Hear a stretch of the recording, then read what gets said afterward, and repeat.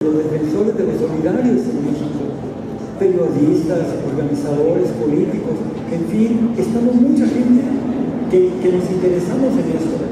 ¿Cómo pensar que es una situación menor? Si no defendemos ahora a Mireles y demostramos todo lo que tenemos que demostrar, el que sigue somos cada uno de nosotros. Entonces, yo no quiero ser aguafiestas, no quiero señalar solamente los errores graves, vigentes, palpables de este priato, que me da mucha pena que nuestro pueblo se lo siga tragando con una pastillita pequeña. Me da mucha pena, no me lo puedo explicar cómo lo seguimos tragando el priato y generando retroalimentación. Yo quiero preguntar esto: si hoy no somos claros en profundizar y defender todos los aspectos, el aspecto técnico, legal, jurídico, esta vitalidad del doctor Mireles, entonces este gobierno va a ser lo demás. Y lo que sigue es peor que lo que estamos viendo. Tenemos que perder el miedo, tenemos que hablar claro, tenemos que organizarnos, tenemos que decir al pan y al vino, porque solamente así vamos a evitar que sigan entregando a México y ya nosotros en paquete. Hoy creo que todavía es demasiado pronto y es temprano, pero mañana, quizás después de 2015, después de 2018, será demasiado tarde. Hoy tenemos a nuestros hermanos y hermanas migrantes afuera de relaciones exteriores, ¿sí? Ahí están ayunando. Nos hemos reunido varias personas en ayuno con ellos, pero tenemos que decir al mundo que lo que está pasando con los migrantes es grave, pero lo que está pasando con los niños y las niñas es peor. Yo quiero compartirles con mucha pena que hace 2 días llegaron a nuestro albergue unos migrantes. No llegaron mucho porque los están asustando cuando se suben al tren, entonces llegaron nada más 150 personas. Y para admiración mía, yo que salía a visitarlos, a saludarlos, a dar la bienvenida, no miré ahí arriba ningún niño. Y había mujeres, pero niños casi no, había muy pocas mujeres. En lo que yo salía al tren, a ver si llegaba o no llegaba, me regresé al albergue media hora antes de que llegara el tren. ¡Qué sorpresa! Fíjense nada más, lo que yo no había visto nunca, ahí dentro del albergue, una fila interminable de niños con su mamá. Niños, mamá, niños, mamá, niños, mamá, niños, mamá, así la fila, como si los hubieran formado. Yo pregunté que cómo habían llegado, porque el tren no había llegado todavía. Entonces se fueron bajando de algún lugar, o de plano no se subieron al tren porque no pudieron subirse con toda la vigilancia que tienen ahí en Vitoria, y entonces se fueron en camiones como fueron pudiendo llegar, fueron llegando y formaron una gran fila. Lo primero que saltó en mi mente es: esto no lo va a parar nadie, porque si no lograron parar a estos niños, a estas mamás y menores no acompañados, que son muchos, entonces ¿quién los va a detener? Por eso hoy es nuestra oportunidad, mañana será demasiado tarde. Gracias.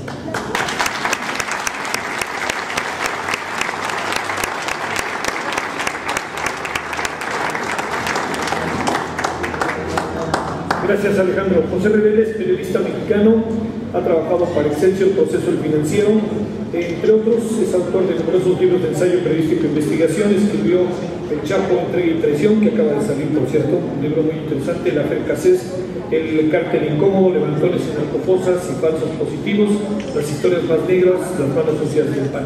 Adelante, Pepe. Muchas gracias, Javier. Muchas gracias por la invitación a todos los senadores. Muchas gracias. Además me encanta estar también acompañado con San Juan y con el padre Solalinde. Para no repetir las estadísticas que ya mencionó San Juana, me voy a referir más bien al tipo de percepción que tenemos como sociedad de lo que está pasando. Este gobierno se ha empeñado exactamente en imponer la percepción sobre la realidad, percepción mata realidad, y entonces baja la estadística. La muestra favorable en comparación con el sexenio ya ido, que en efecto fue sumamente violento, como decidió San Juana.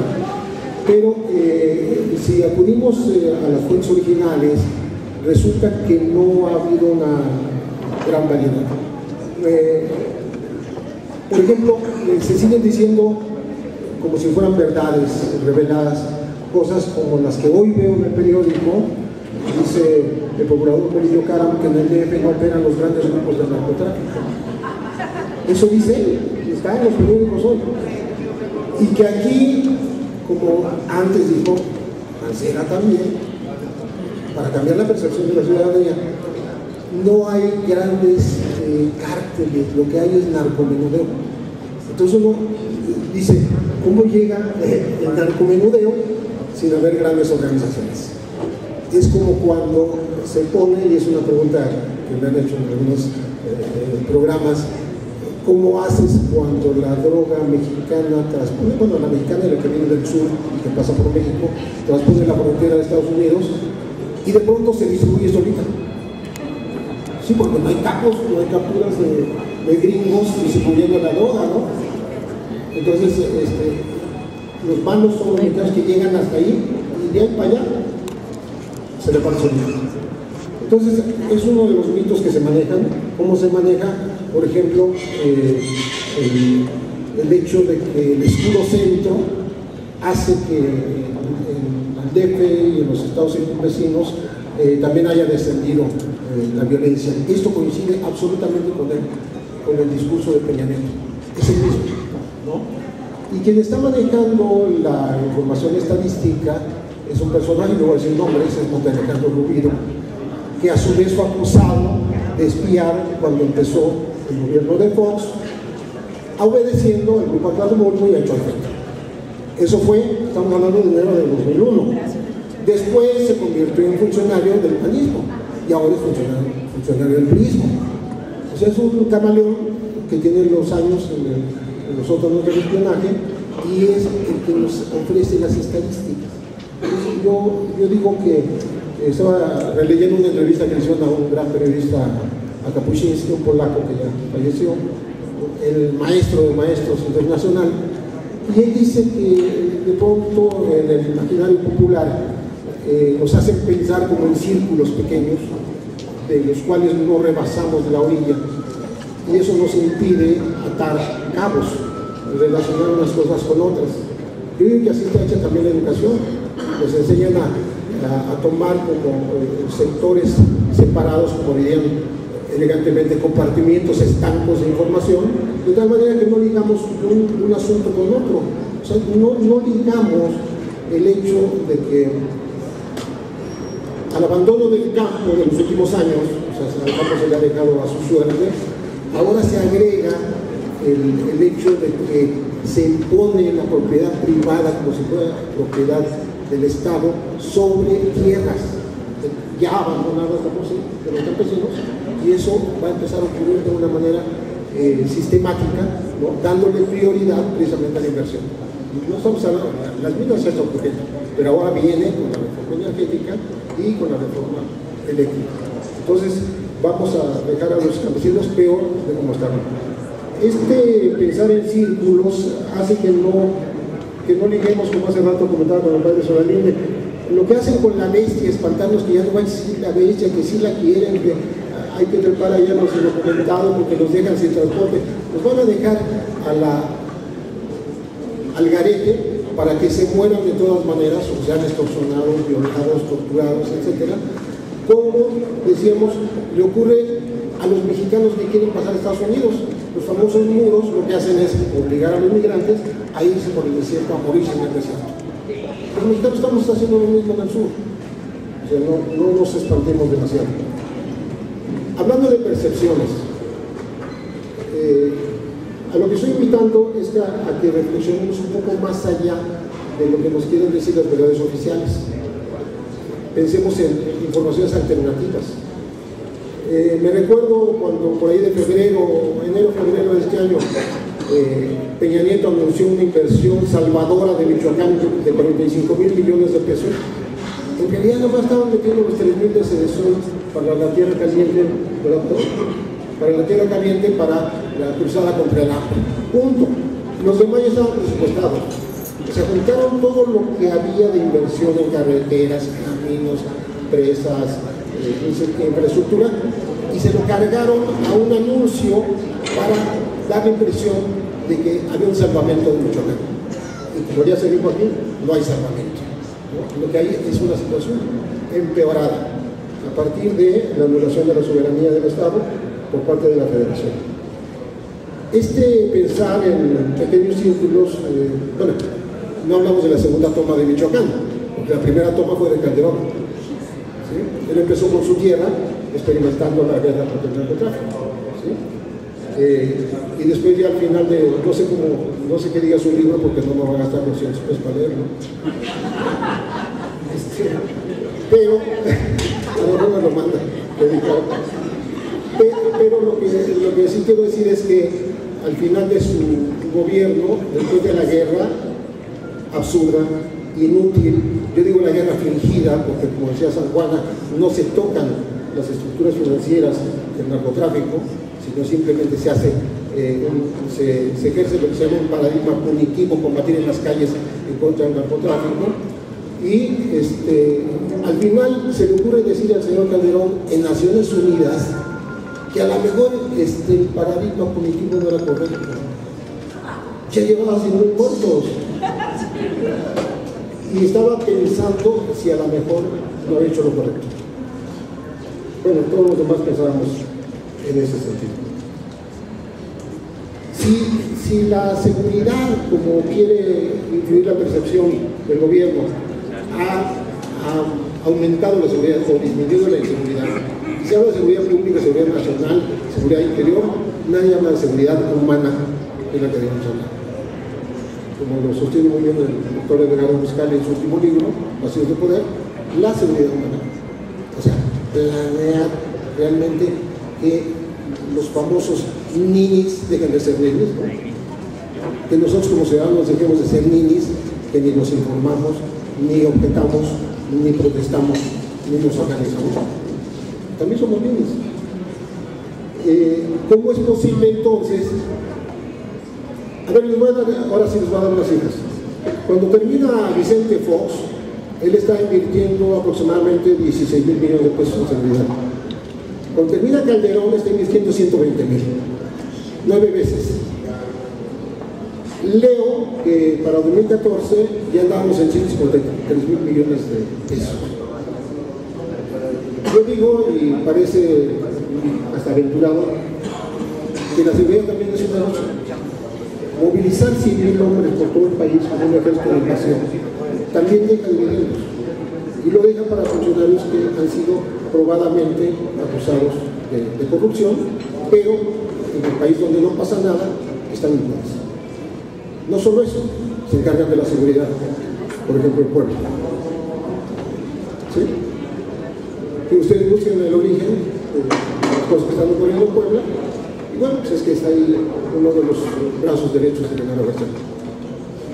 Entonces, yo a lo que invito es que seamos gente no solo pensante, sino desconfiada de las versiones oficiales. Estamos volviendo peligrosamente a una época de la verdad oficial única, de autoritarismo, de verticalismo. Estamos volviendo a la represión que de ser masiva a lo bruto en el sección anterior se va a ir haciendo más selectiva, ¿sí? Como decía el padre Solalinde, no se escucha a nadie, no se dialoga, ya tenemos un congreso que no debate, o sea, o la ley del pataleo, se escucha y no se dice nada, no se debate, no se confrontan las ideas, porque todo está perfectamente prediseñado, ¿no? Entonces, si a eso le agregamos los escándalos, el de hoy mismo, el desmentido de hoy, de que no va a haber 1 millón para cada diputado.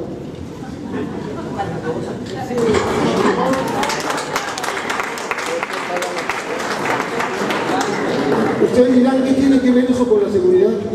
Claro que tiene que ver con la seguridad, sí, porque tiene que ver con la energía, con los recursos naturales, con el desplazamiento de población, como dice un libro muy reciente de Pastor Giovanni y Jaime Avilés hace un prólogo hablando de que las zonas de mayor desplazamiento, ya dijo Zaguara, 1,5 millones de desplazados en este país por la violencia, es donde están las mineras, es donde están los recursos naturales, es donde se va a tener el gas. Bueno, con eso termino. Muchas gracias.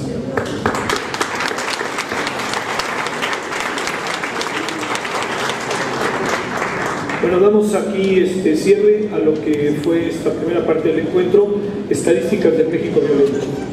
Pasamos a la segunda parte, al segundo tema. El segundo tema es violación al debido proceso.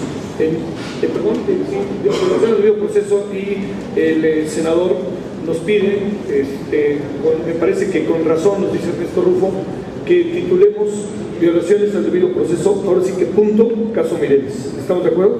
Sí. Bueno, entonces en la participación está Jaime Cárdenas, Salvador Molina, Julián Levarón, John Ackerman y el senador Rufo. Jaime Cárdenas es abogado, político y académico. Fue diputado federal del 2009 al 2012 por el Partido del Trabajo, investigador de la UNAM, consejero del Instituto Federal Electoral del 96 al 2003, doctor en Derecho por la Universidad Nacional Autónoma de México y por la Universidad Complutense de Madrid. Ha recibido distintos premios y reconocimientos: el Premio Anual Ignacio Manuel Altamirano en 1994 y el Premio Nacional de Periodismo en 2004. Muchas gracias. Adelante, Jaime. Gracias.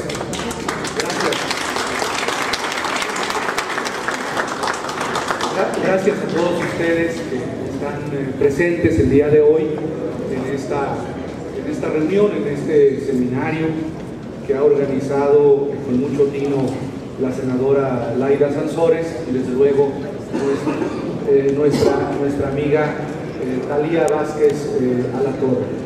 Es un gusto estar aquí para reflexionar sobre los distintos aspectos de lo que implican las autodefensas en México. Yo quiero dedicar esta breve intervención a todos los autodefensas injustamente detenidos en el país. Decía San Juana que son 380, a todos ellos, a todos aquellos que están detenidos, que son compañeros de lucha del doctor Mireles, en especial a Rogelio Ramos, uno de ellos, un compañero de lucha del doctor Mireles. Los ángulos de análisis de las autodefensas y de esta lucha son amplios, son ángulos políticos, son ángulos sociológicos, filosóficos y desde luego jurídicos, que son los temas que trataremos en esta mesa. El tema de la justificación de las autodefensas, por qué está justificable o por qué es justificable en el marco del Estado de Derecho o de la democracia hablar del derecho de los ciudadanos, de los gobernados, a defenderse cuando las instituciones no los defienden, no los protegen. Desde luego el tema de las violaciones al debido proceso de todas las autodefensas que están injustamente detenidas, y el tema también de la muerte del federalismo. Yo creo que el ejemplo de Michoacán, la actuación del licenciado Castillo, del llamado Virrey Castillo, implica de una manera muy clara la muerte del federalismo en México. Los virreyes, que eran los gobernadores estatales, que se sustituyeron al partido hegemónico, comienzan a ser sustituidos por nuevos virreyes. En fin, yo no me voy a referir a este último tema de la muerte del federalismo, pero sí me quiero brevemente referir a los temas vinculados a los fundamentos de las autodefensas, que yo creo que hay que insistir mucho en ello una y otra vez, porque muchos medios de comunicación, muchos sectores académicos y políticos piensan que la lucha de las autodefensas no tiene justificación alguna, y es una lucha totalmente justificada, porque el origen, el fundamento del Estado o de un sistema jurídico tiene que ver con la protección de los derechos humanos. Los estados en el mundo existen y los sistemas jurídicos existen para proteger los derechos de todos y cada uno de los individuos que componen a ese estado, para preservar, para proteger, para maximizar estos derechos y desde luego también para garantizar los procedimientos democráticos que permitan un origen adecuado de las autoridades y un ejercicio también conforme a los derechos humanos, un ejercicio del poder de estas autoridades. Si en un Estado, si en un sistema jurídico no se respetan los derechos humanos, no se garantiza la democracia, desde luego que los ciudadanos tienen derecho a utilizar todas las vías institucionales jurídicas o las vías de resistencia o desobediencia a su alcance para garantizar los derechos que el Estado no puede proteger o que el sistema jurídico no puede mantener. Por eso es totalmente aceptable la lucha de las autodefensas. Estas explicaciones filosóficas, como lo comentábamos en aquel primer encuentro nacional de las autodefensas en el Poliforum Siqueiros, tienen orígenes filosóficos muy antiguos. En la explicación del derecho de la resistencia o la explicación de la desobediencia civil la encontramos en las obras, por ejemplo, de santos como Tomás de Aquino, o de juristas tan importantes como Francisco Suárez o como Francisco de Vitoria, o en todas las teorías contractualistas clásicas, como la obra de Hobbes, como la obra de John Locke, como la obra de Rousseau o de Kant, ¿no? El origen del Estado, o la explicación o la justificación única del Estado, pues es que el Estado existe y el orden jurídico para proteger los derechos humanos, y cuando el orden jurídico y el Estado no garantiza estos derechos humanos y la democracia, los ciudadanos tienen el derecho pues de defenderse o de deponer a las autoridades del Estado. Y en las teorías filosóficas contemporáneas, como en la obra de Habermas o en la obra de Rawls o en la obra de Ronald Dworkin, encontramos estas mismas explicaciones. El Estado y el sistema jurídico está para proteger a los ciudadanos, sus derechos y los principios y los procedimientos democráticos. A todo esto le llamamos legitimidad. Llamamos legitimidad a la justificación del Estado y a la justificación del sistema jurídico. Yo creo que el problema en México, como lo decía el padre Solalinde y lo repetía hace un momento José Reveles, es que en México no tenemos Estado de Derecho y no tenemos democracia. Si tuviésemos Estado de Derecho y tuviésemos democracia, no estaríamos discutiendo estos problemas. Los ciudadanos no se atreverían a defenderse por sus propios medios porque el Estado y el sistema jurídico no los protegen. Hablamos de esto porque en México no existe el Estado de Derecho, no existe la democracia. La Constitución que tenemos es un papel mojado, ¿no? Hay un divorcio, una distancia muy grande entre lo que establece la Constitución y lo que se realiza en los hechos. Yo creo que hablaba en aquel encuentro, primer encuentro nacional de autodefensas, de aquella clasificación que hizo aquel teórico de la Constitución de la primera mitad del siglo XX, que fue Karl Lowenstein, cuando hablaba de 3 tipos de constituciones existentes en el mundo. Él hablaba de constituciones nominales, que son constituciones en donde solamente existen en el papel, en un texto, pero que en los hechos, en la realidad, las autoridades no protegen, no garantizan los derechos humanos, y desde luego las autoridades llegan al poder por vías no democráticas y se mantienen en el poder por vías no democráticas. Muchas constituciones en el mundo son nominales. También hay otras constituciones, que yo creo que es el caso de la Constitución mexicana.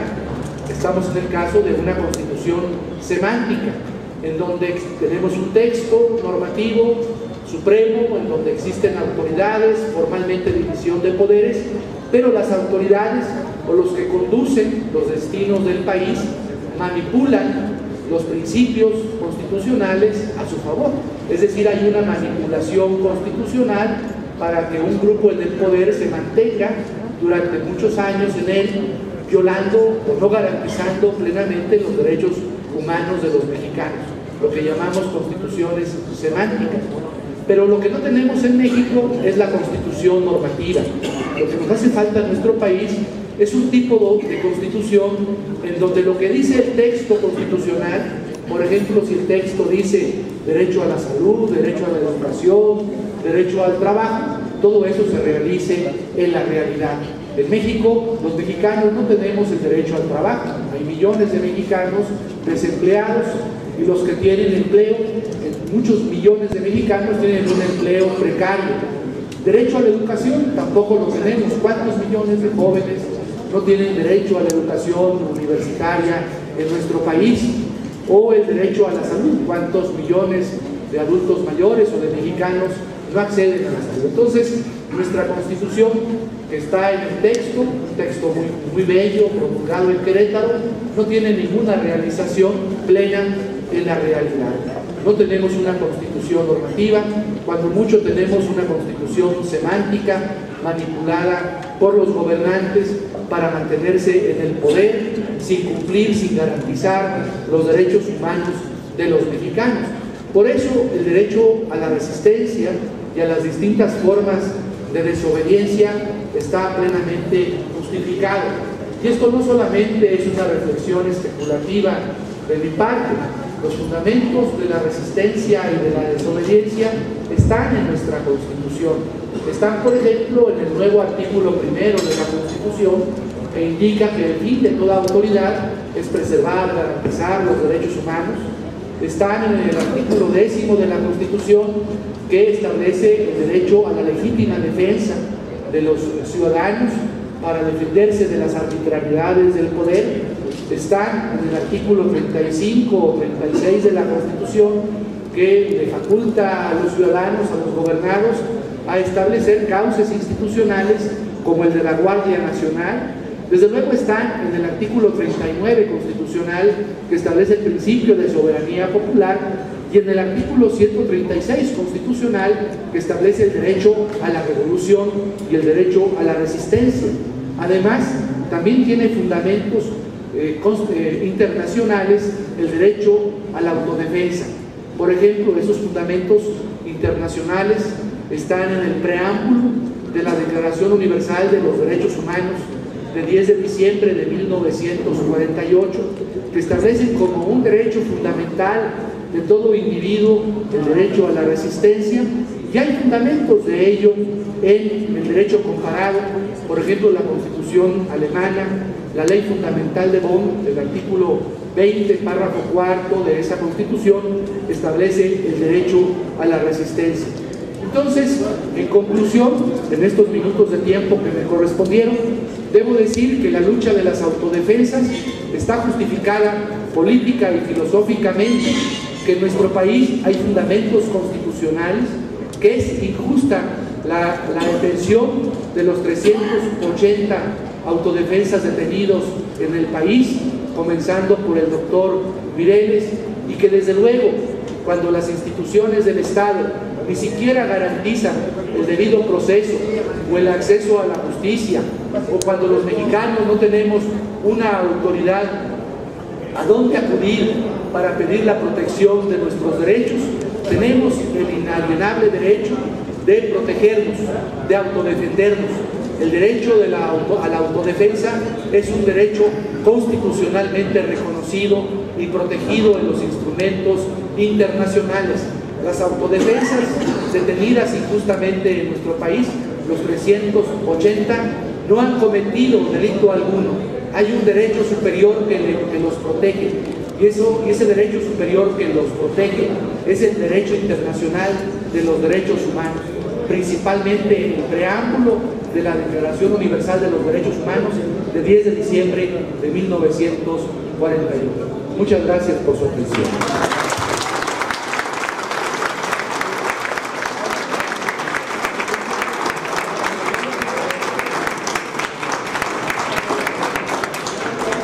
Gracias, Jaime. Salvador Molina Navarro, licenciado en Derecho por la Universidad Michoacana de San